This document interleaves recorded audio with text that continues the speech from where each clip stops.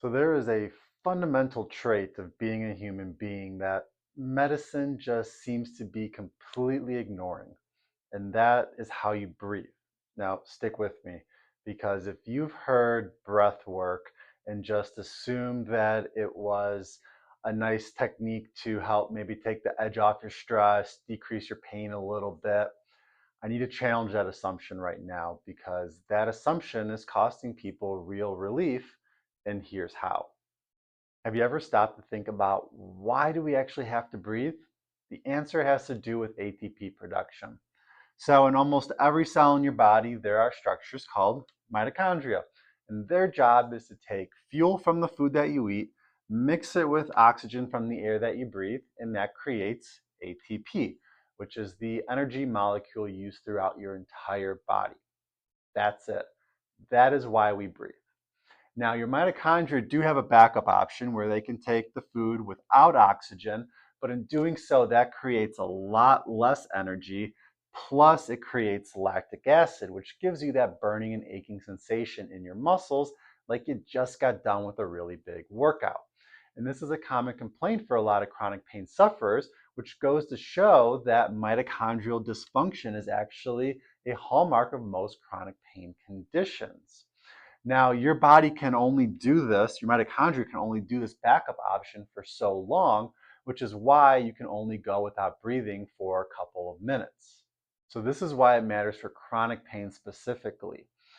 Tissues like nerves and muscles, they are energy hungry tissues. Nerves are constantly firing, muscles are constantly contracting, relaxing, rebuilding.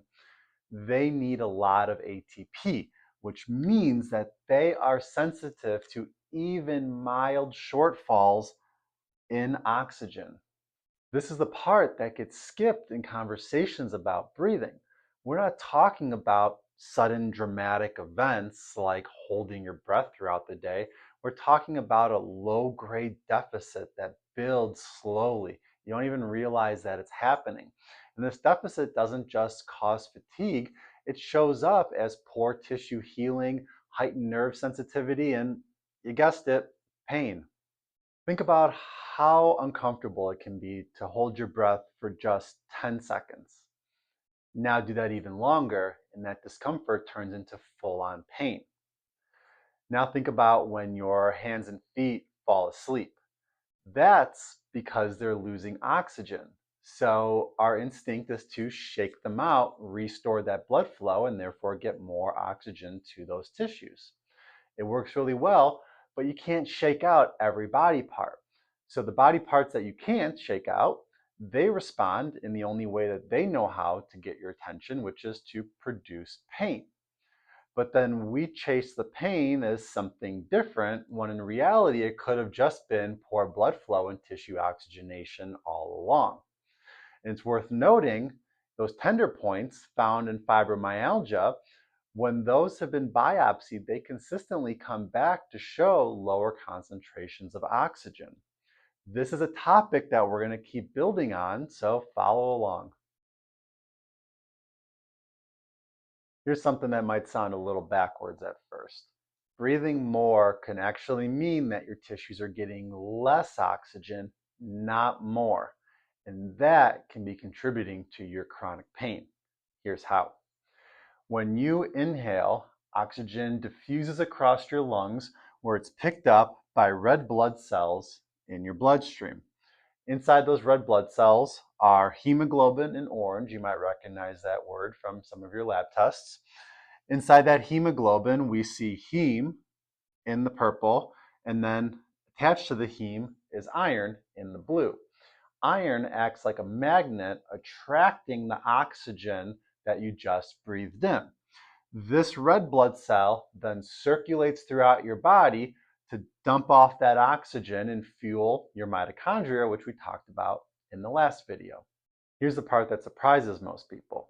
Your red blood cell, it needs some kind of cue, a mechanism to tell it where to drop off that oxygen.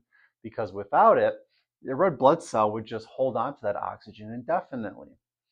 Now, when we exhale the air that we breathe, it's largely carbon dioxide, CO2. And And we've always associated carbon dioxide with being a waste product, but it's not. Your body uses that CO2 really strategically because when certain tissues in your body are working harder than others, they produce more CO2 and therefore they need more energy. So the higher the concentration of the CO2, the more likely the red blood cell is to drop off oxygen at that tissue. Now think about when somebody chronically overbreathes, usually meaning faster and shallower breaths. You might still be getting the same volume of air into your lungs, but now you're actually exhaling far more CO2 than you should be. With a decrease in the concentration of CO2 in your body, that hemoglobin is now going to hold on to that oxygen far more tightly. The oxygen's still there. It's circulating in your blood.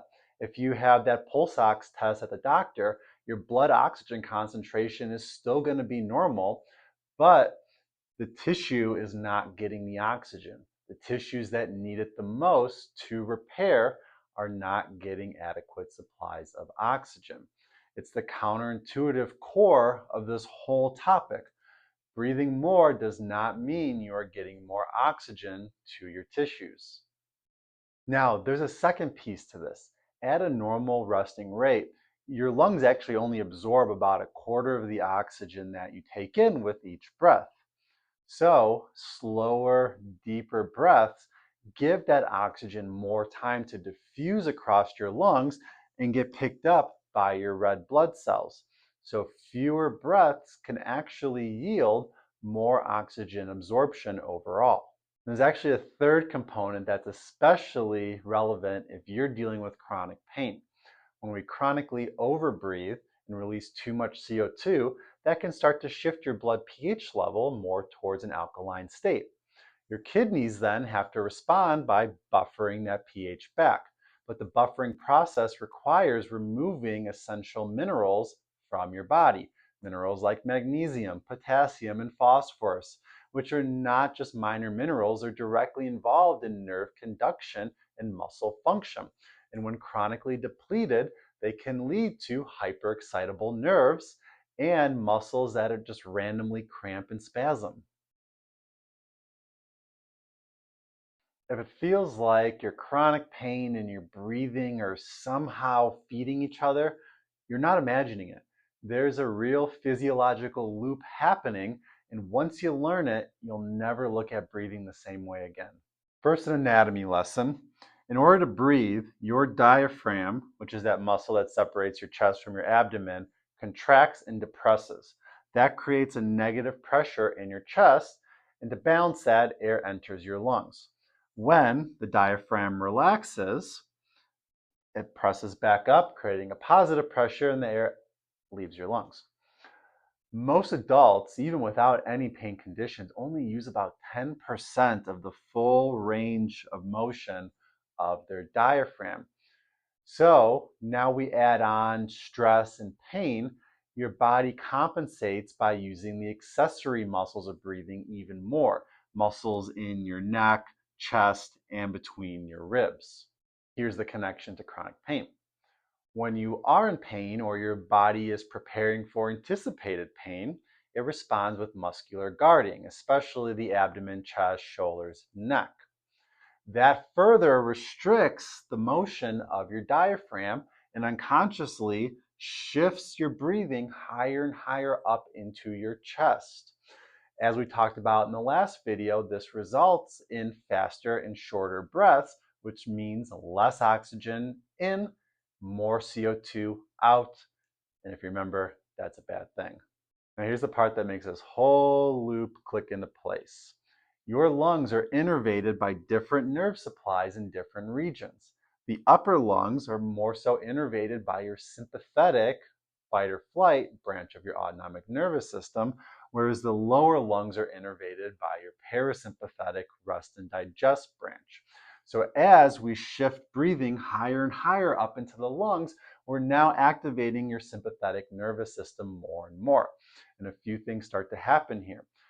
Regardless of the stimulus, your brain is now preparing for threat to life. Whether that exists or not, it doesn't know. The very first thing it does is it decreases your descending pain pathway. So normally there's a filter in your spinal cord that prevents insignificant pain stimuli from reaching your brain. But that filter falls and all pain signals make their way to your brain. So you experience pain more intensely. Next thing is that your body releases more cortisol, which raises your blood glucose levels. And if you're not actually fighting or fleeing and not using that blood glucose, it starts to lead to things like insulin resistance, advanced glycation end products, and chronic inflammation. All things that we've talked about in previous videos that all contribute to chronic pain.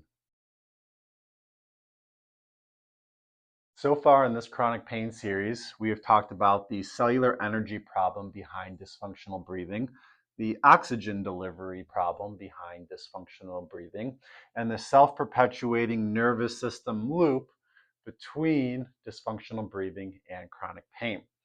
Now we're going to talk about the piece that usually gets skipped, especially with chronic pain sufferers, and that's how fear, anxiety, and catastrophizing thoughts all contribute.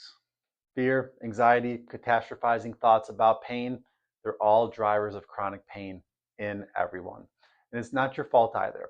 If a certain movement or activity caused pain once, it's very likely to cause pain again, and that's because of your amygdala. It's a small structure in your brain involved in processing emotions. It controls the fear response and is involved in emotional learning. There's actually 44 brain regions involved in pain, and a significant number of them are also involved in the fear response and emotional learning. To your brain, pain and fear are not separate entities, they are one and the same because they share so many common structures. Now, here's a detail that ties this whole series together.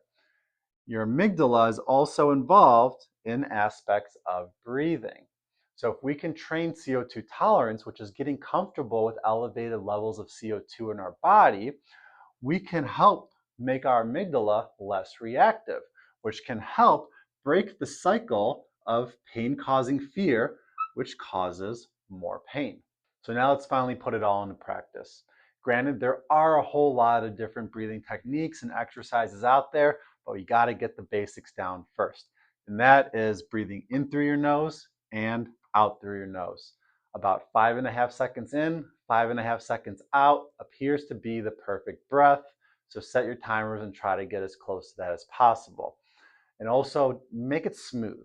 Don't front load your inhale or your exhale with too much air. Make it consistent throughout that time.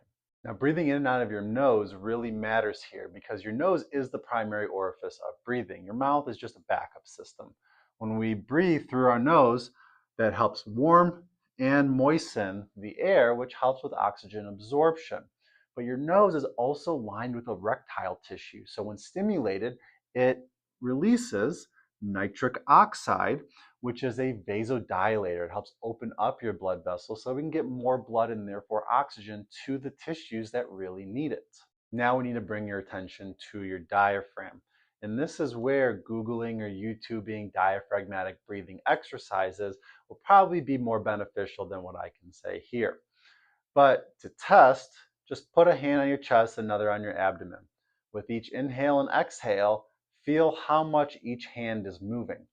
If your hand on your chest is moving more, that probably means you're using less of your diaphragm and more of those accessory muscles, which, as we learned in the previous 3 videos, can indicate that you're having more frequent but shallower breaths, which means less oxygen in, more CO2 out, which you learned how that contributes to your chronic pain. Now, it's worth noting that you don't have to carve out 30 minutes a day for this to matter. Your body is actually going to respond better to shorter, more frequent practices of just a couple minutes, a couple times a day of consciously bringing attention to your breath than carving out that 30 minutes once a week. And don't think of this as a rescue technique. Remember that it is physiologically lowering your pain threshold over time.